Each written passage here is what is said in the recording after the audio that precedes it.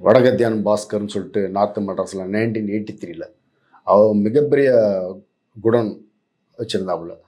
அந்த ஆளை போட்டது குடோனில் தான். அதுக்கப்புறம் உங்களுக்கு வந்து தாதாக்களாக இருந்தவங்க வந்து இந்த குடோனுக்குள்ளே வராமல் தனிப்பட்ட முறையில் தாதாவா, அதாவது ஆள் கடத்தல், கட்ட பஞ்சாயத்து, லோக்கலில் சில பிரச்சனையை தட்டி கேட்கறது, சினிமா ஹீரோயிசம் மாதிரி உள்ளே வந்து தாதாவாயிட்டவங்க. அதுக்கு பிறகு வருமானம் வேணும். அவங்கள நம்பி வந்து ஒரு 100 பேர் இருக்காங்க. நீங்கள் ஒரு தாதா ஆயிறீங்கன்னா ஒரு 100 பேர் உங்கள் கூட இருப்பாங்க.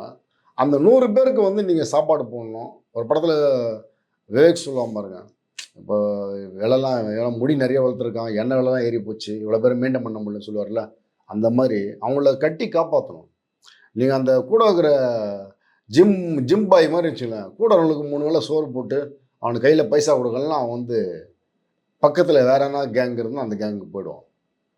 ஏன்னா அது வந்து தொழில் மாதிரியே இருப்பாங்க. சில பேர் விசுவாசம் இருப்பாங்க. விசுவாசமாக இருக்கிறது வேற. இது தொழில் மாதிரி இருக்கிறவங்க வந்து டக்கு டக்குன்னு போயிடுவான். அப்போ அவனை காப்பாற்றணும், அவனுக்கு தக்க வச்சுக்கணும். அப்போ இவங்களுக்கு தெரிஞ்ச ஒரே வழி என்னன்னா, பணம் பொருளக்கூடிய வழி வந்து குடோனை பிடிக்கிறது. ஏற்கனவே தாதா ஆயிட்டோம். 5 கொலை பண்ணியிருக்கோம். 16 பேர வெட்டியிருக்கோம். Attempt murder. கடத்தல் பண்ணியிருக்கோம். போலீஸ்லயும் வந்து லேபிள் எடுத்தாச்சு. லேபிள்னா இந்த பேர் கொண்டவர் ஒரு பெரிய தாதான்ற ஒரு லேபிள் எடுத்தாச்சு. ஆமா, இதுக்கப்புறம் அப்படியே ட்ராவல் பண்ணுவோம்ன்னு சொல்லிட்டு இவன் வந்து சொல்லுவானுங்க. இல்ல தலைவரே, 10 குடோன் வச்சுக்கிறான் அவன். ஒண்ணும் இல்லாத பையன். டயன்னா பயப்படுவான். நீ இவ்வளோ பெரிய ஆளா இந்த ஒரு குடோன்ட்ட இல்ல. அவன தூக்கின்னு வாடான்னு. தூக்கின்னு வரும்போது 10 குடோன சேர்த்து தூக்கின்னு வர கதை தான். முதல்ல 10 குடோன் வந்துரும். அப்புறம் அது 100 ஆயிடும். 100 ஆயிடுச்சுன்னா, அந்த தாதா தலைவர் இருக்கார் இல்லையா?